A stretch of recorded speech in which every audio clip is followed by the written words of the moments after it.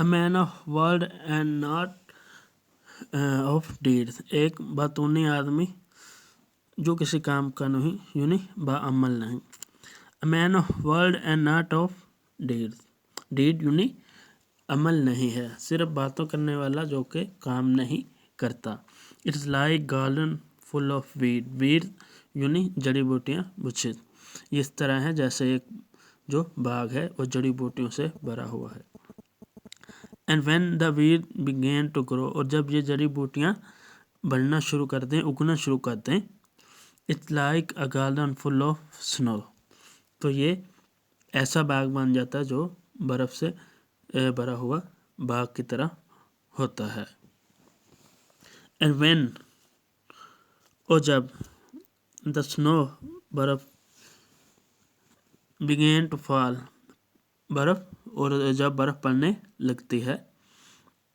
It like یہ اس طرح ہوتا ہے bird upon the wall دیوار پر بیٹھا ہوا جو پرندہ ہے. تو پھر یہ ایسا ہوتا ہے جیسے دیوار پر بیٹھا ہوا پرندہ. And when the bird away does fly. اور جب یہ پرندہ اڑ کر چلا جاتا ہے. It's like an eagle. یہ پھر ایک عقاب کی طرح ہوتا ہے in the sky آسمان پر. تو پھر یہ آسمان پر ایک عقاب کی طرح ہوتا ہے. تو and when اور جب پھر the sky began to roar. roar mean گرجنا. جب آسمان پر بادل گرجنے لگ جاتے ہیں. It's like a lion at the door. تو پھر یہ دروازے پر کھڑے شیر کی طرح ہے.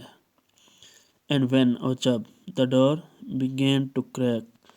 crack mean ٹوٹنا. تو جب یہ دروازہ ٹوٹنے لگتا ہے. It's like a stick across our back. تو یہ تمہاری پشت کے پار ہونے والی چھڑی کی طرح ہے. جب دروازہ ٹوٹنے لگتا ہے تو یہ تمہاری پشت کے پار ہونے والی چھڑی کی طرح ہے. And when your back began to smart. smart mean hurt. اور جب تمہاری کمر میں درد شروع ہو جاتا ہے. It's pin knife یعنی باریک جو چاقو ہے. خنجر your heart. تو یہ تمہارے دل میں باریک خنجر کی طرح ہوتا ہے. And when your heart began to bleed. bleed mean pain. اور جب تمہارے دل سے درد ہونا شروع ہو جاتا ہے یا خون بہنا شروع کر دیتا ہے. You are dead and dead and indeed.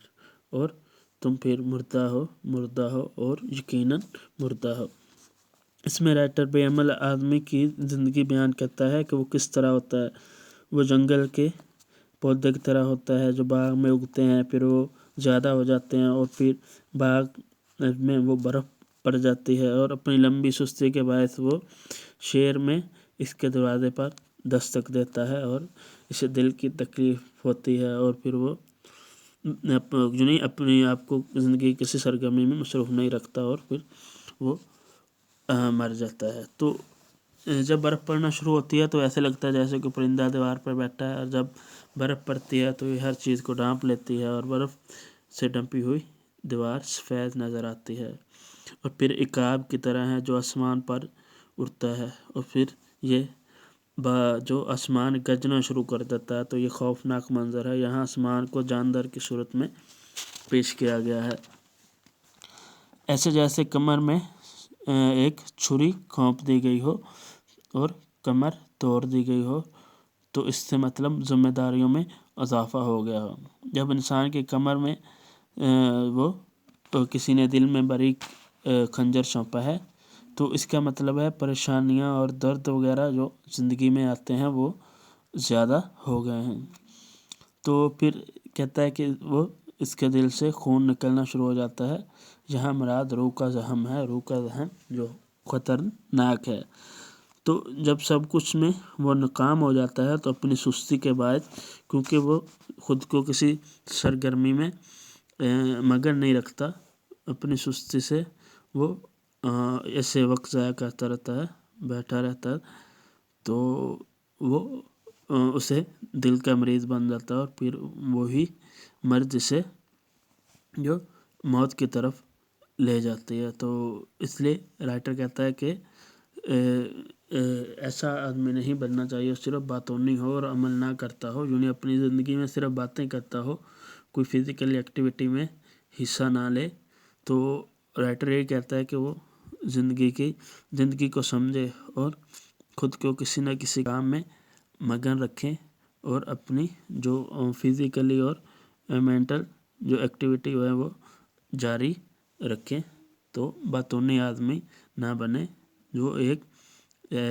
جو موت مر جاتا ہے، جیسا کہ وہ اس نے پوئم میں بیان کیا گیا ہے۔ تو آج کی ویڈیو میں اتنا ہی، بہت شکریہ، ملتے ہیں اگلی ویڈیو میں، خدا حافظ۔